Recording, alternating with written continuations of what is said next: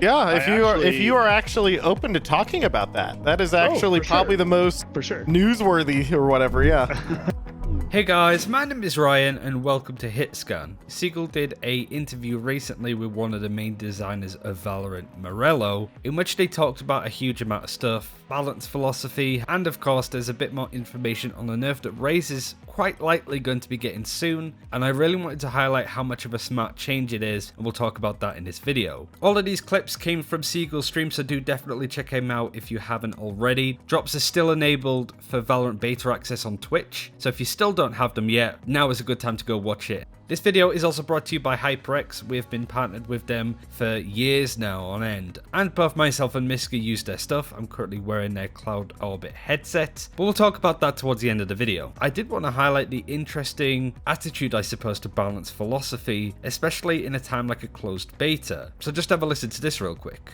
We also kind of like our philosophy on changes is we really want to let people kind of figure stuff out if we think it's figurable out, but we also want to give you the tools to be able to figure it out. We think players are smart and this is kind of sandboxy. We don't want to be like, something's a little out of line, let's go fucking slam it. You know what I mean? I think we want to like let the kind of environment determine this stuff. Yeah. That being said, it's like we also don't want to be sitting here like waiting for months for a change when stuff's really fucking things up for people. Like this Raze thing, I don't think she's a balance problem, and I don't think she's an appropriateness for the game problem, which is like, you know, that kind of big Reddit meta thread is deadly damage doesn't exist. Like, here's what deadly damage should do. If that counterplay isn't being accessed, can we help that? Can we get you there so you're having those loops? There's a solid example of this already that we've seen so far, and that has to do with Cypher's spy cam. There was an unintentional bug in the game that allowed the spy cam to be able to pick up pistols, fire them and kill people, all while using the spy cam's perspective. Of course, as soon as Riot found out about this, they pretty much patched it out. Yet Raze has been overtuned ever since the closed beta went live last week, and Riot haven't really said too much about her other than a few tweet posts and stuff, because I guess they wanted to enable the community to have time to try and work around her. Whether she was actually overtuned and overpowered, or whether it was just because people still needed to get used to the game and learning how to play around her. But they have said that Raze is a bit overtuned, and they do have an idea at least of how to nerf her. They haven't fully committed to the idea, as Morello will say here, but just listen to yourself for what it is. The bigger change is we think the double grenade, the wombo bombos, just like 2 grenades into kind of like a back of a whole site covers actually a lot of area. Yeah, it does. And so I think one of the changes is removing the second grenade, but providing a kill reset to get grenades. So every time you kill 2 people, you just get a free grenade. Gotcha. So that's kind of like how Jet's dash works. So using that kind of pacing, that's, I think, the thing we're feeling the best about so far. But again, take all of this as probably not absolutely. The Paint Shell's cluster grenade ability that Raze has is certainly one of the strongest bits of her kit, but I really like this nerf for a couple of reasons. The first is that the grenades can do a lot of damage when they're thrown out in unison, like Morello says. Especially on maps like Split, if you have a Raze holding mid and you just throw them out, it can be quite likely that you get a kill. It's a strong ability, it can easily get you picks, but once that utility is spent and wasted in a lot of situations, there's very little that you can do. If you can avoid those grenades to begin with, then Raze doesn't really have too much to kill you with. So this change works in both ways. It obviously stops the double grenade spam, meaning that those sort of spammy kills that the ability can get is a lot weaker, but also if you're consistently good in other areas of just getting kills normally, you can make sure that you have this ability up as much as possible, meaning that you are rewarded with a strong ability by getting kills with other bits of her kit. I think the smartest thing about this is that it lines up Raze with the other duelist characters again, like Morello mentioned. For Jet to use Tailwind, again she needs to get 2 kills in a round, and it's the same with Phoenix and Hot Hands. You use the ability, you get 2 kills, the ability's reset and ready to use again. And this was one thing that I didn't really like about Raze. She didn't follow that pattern, she didn't fit that archetype as well. In fact, I'd say that Paint Shells was stronger than both the Phoenix and Jet's signature ability, and she also had 2 charges of it, which just made it far too strong. So just bringing it down to having 1 charge with the ability to get other ones with kills is really smart, lines her up with the rest of the duelists, keeps strength in the right areas, but also doesn't just make it a spammy ability in a tactical shooter. But if that still makes you think more could be done, that isn't all. Here's the other nerf that's coming to her. Yeah. And then we want to do a little bit of tuning on the area of effect. I'm not going to go into the details because they're boring and technical about like, well, we changed the number of the minimum damage of the outside radius by 5% when is like, the cluster grenades will do less damage on the edge. So if you dodge the thing, you'll take less chip damage, and that'll overall reduce the lethal area of effect. I feel like very rarely do you actually just die to a cluster grenade head-on when you're stood into the middle of it. Usually it's just all of the lethal damage of it hitting you on the side as you're leaving or running out of that area. But with these changes, you're less likely to die in those situations unless there's other abilities coming through. And because she can only fire 1 instead of 2, if they do go with these changes, of course, like they said, it isn't for certain, just very likely, the likeliness of you dying to cluster grenade is going to be a lot less. And if you do die to it, you probably got outplayed, which is something that you can't really say too much at the moment. Another key problem with cluster grenades, and especially Raze's ultimate showstopper, is the sound cue. It's very difficult to know where the enemy Raze is when she uses these abilities or ultimates, and because of that she can catch you out of nowhere. And this is very much unintentional and something that Riot are indeed working on. One of them is the audio. It's kind of hard to hear the audio in a bunch of cases, so you can kind of get bopped by it without... You need to use the audio cues to actually read the grenade. Like, it's I've ran into that with set grenades where they'll throw it across the map, and so they're not trying to kill you with the first explosion, but the 4 that come out. It's hard to hear. Yeah.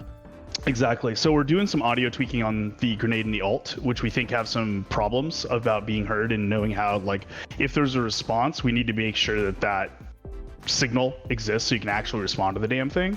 So that's something I think we want to do. We'll see how far we get on getting it done, but it's something we'd like to do for the next patch. So that's the Raze nerf. I've kind of gone over why I think it's clever, but I am interested to hear what you guys see in the comments. But there is another change coming, a bit of a nerf, I suppose, to Sage. It does make her a little bit weaker, but in a very specific area. Here's what it is. We do have a check. I think it's confirmed for either the next fix. I think this is confirmed. I'm going to say it.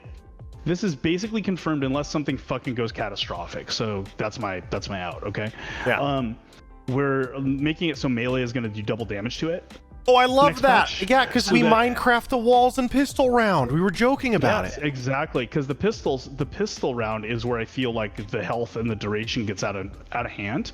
And I think by offering a melee, both you can get it down faster, but you can also, there's a cost. If you're doing it by yourself, like you have to pay the re-equip cost. You know, if a jet's on the other side of that wall or something, they can punish while you re-equip. So it actually retains the level of richness, I think is cool. But it also like has some interesting decisions like, should I knife this down quicker because of that risk, or do I need to kind of chill, or do I need to bail, right? And I think that's where you get a lot of richness in the long-term play. Sage Roll is definitely one of those abilities, like I sort of mentioned at the start, that people initially thought was so overpowered and so strong. And don't get me wrong, it is pretty good, but over time I think the community is learning how to play around it and making sure that it can't get too much effective use. There's a lot of workarounds and a lot of counterplay, similar to the Resurrect and the Heal, right? It's good, but it's not completely head over heels overpowered. Before we got on to the rest of the video, there was actually a really interesting argument of Morello bringing up Valorant versus Overwatch. Now, in a gameplay standpoint, it's pretty obvious what the differences are. One's a tactical shooter, one's more of an arcade shooter. But Morello talks about game balance a little bit, and kind of talks about the competitive integrity of Overwatch and where it's kind of going wrong, and where Valorant is definitely leaning in a different direction. I think this is a big difference, I think, in the design priorities of something like Overwatch versus something like Valorant, is the experiences you can have on a character in Overwatch, like playing a Genji or playing a Pharah or playing, I don't know, whoever you think is dope, whatever, is such a maximum awesome version of that experience most of the time. Like, I don't think anything could feel much better than playing one of those characters. I don't think anything could be more engaging as the thing. I think I would trade that off to make sure that the game competitively was super strong, even if it means that experience isn't the absolute maximum version of that, as opposed to introducing content that would be really fun to play and really awesome for players who like that kind of agent or character, but would basically reduce competitive integrity by a significant degree, or make the game feel clowny, or make the game feel like non-tactical. These things are are things we're really philosophically like ultra aligned on in the design team, and it's probably what I would call the hill to die on for us. And again, I say this as somebody who actually really likes Overwatch because I like that experience, but I go in with expectations that are, I'm gonna go have a dope time playing fucking cool characters, and I can't beat it. Like if you said, Morello, can you make characters better? Than I'm like, nope. But in games like this, we've certainly seen it with Overwatch a little bit. The more characters that get added, the more power creep and certain characters just overshadowing others becomes more of a thing. And this is something that Riot and Morello have indeed thought about. And they give a key example of this with Jett, who has another issue of being highly mobile. Another area that can certainly ruin the game going into the future if everybody's zipping around like crazy. But it's just a good description about how they're looking to balance the game in the future, the idea of power creep and mobility within games like Valorant. The kind of thing is like what I want to avoid is types of power creep. Like we'll add new kinds of capabilities, and I'm sure we'll have somebody who fast rotates as a guy or something like that. Yeah. But like think about Jett's kit, and her dash is like basically 50% of her power. Yeah. Right? Like that's the level we kind of treat mobility. You know, Omen's thing is risky. It's an alt. I want to maintain this level of like, I don't know, austerity around what abilities can do. Like I feel like Jett should feel like, with no context about what else is going on, like if you want to escape a firefight by pressing a button, I don't think anybody should ever be better than Jett at that. Just stand there. I want to leave combat, hit it, and gone. Like she should be the best in class of that years down the road. I wouldn't want somebody who's like, hey, you know, ultimate, that's a basic now, than someone else, you know. Gotcha. Revealing area. Now, for those who didn't see it, we did a analysis video talking about some of the cool stuff that the devs did when they played against streamers like Shroud, Skadoodle, Flom, and Summit. And in that video, I highlighted that the majority of devs play with the Phantom Assault Rifle as opposed to the Vandal. And that confused a lot of people, so here's Morello's answer as to why players like Volcano and Seagull prefer using the Phantom over the Vandal. Basically the trade-off, I'm going to tell you what the goal of the trade-off is, and then if we see this is not true, what we'd want to work towards. Phantom's supposed to be better at spray and supposed to be better at mid to short range engagements in the rifles. It's just better grouping, better control on the spray, good damage per second on all that, right? The AK, Vandal, I'm sorry, I should stop calling it that. We have a lot of code names, like so when you hear me call Cypher Gumshoe, you'll know why. Like the Vandal is supposed to be better for mid to long, but not extreme, because it can do the one-tap headshot at a longer range. Yeah. The Phantom falls off at a range and can't one-tap headshot. I don't know if it's still easy enough to double tap there or zipper it up. That's something I think we'd want to watch, but the goal should be, if you're fighting shorter to short mid-range, you should want a Vandal, or if you're planning on choosing spray for more of your engagements than burst or tap, and then flip that on its head, that's your Vandal use case.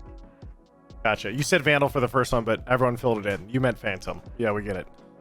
Oh, yes, Yeah, yes. Phantom close mid in for sprays, Vandal for tap and long range. Yeah. The names are really new. We kind of came in hot on the creative stuff. Yeah. Final thing I wanted to highlight is tagging. For those that don't know, if you are hit with a bullet in Valorant, your movement is slowed down very dramatically. To some, it's an unnecessary amount of tagging that you could be hit with, meaning that you're effectively stuck into place when you're fired at, making it really difficult to get out of that situation. But again, here's Morello's opinion on the subject, and giving some good insight of an opinion that I never really considered before. So I think that's something we're probably going to be poking at for quite a bit. That's one of those things I see as tuning, you know, small amounts over time and kind of like trying to dial it in just right. I'm mean. I'm basically, like, for somebody who doesn't come from a really deep tactical shooter background, I'm a really mean designer. I tend to think things that feel bad but give us the right gameplay and are very punishing are more okay than the average probably person. Jiggle peeking is one thing. I'm not sure how I feel about jiggle peeking as much, but like 80-80 in combats, to be like have this evasive movement, I tend to find is like, it's nice if a little of that helps you be evasive, but it can go too far quickly, I feel. And then it just kind of becomes, it feels kind of clown towny. And a lot of moving while shooting, where we really want to get stop, acquire, fire to be the best option by default, and then exceptions to that rule. those make sense. That's why we have bunny hopping, so you can try to evade a little bit at the cost of not shooting, because your knife's out and you're jumping around. So there's some nuances to that, but I can't speak to the level of expertise on probably like representing the whole design team here, because I have kind of a weird personal take on it, and then I also don't really understand the really deep nuance of that stuff. I don't work on that. But as we get towards the end of the video, I did want to shout out HyperX. They have made YouTube for us a full-time job. They've certainly helped with that, with the support that we've had from them over the last few years. But not only do they make awesome stuff like headphones, mice and keyboards, they also make memory. And recently they became the memory sponsorship for the Overwatch League, which goes to show how high quality their memory can be used too. It's really nice to see two of our loves sort of meet together like that, I suppose. But if you are interested in getting some memory, a new mouse, a new keyboard, but certainly the headsets, as I have a fair few of them now, and they're all pretty amazing within their own rights, you can check the link in the description and in the comments to find out more. And that's all of the clips that I really wanted to highlight. Thanks again to Seagull for allowing us to use some of his stream clips. Instead of me paraphrasing him, I did want to just take this from the horse's mouth, so you can hear not only what Morello's saying word for word, but also the style and way that he talks. It's really nice and liberating to hear a developer talk with this kind of freedom, I suppose. Almost like you sat with him down at the pub kind of thing. Thanks for watching, take care, we'll see you next time.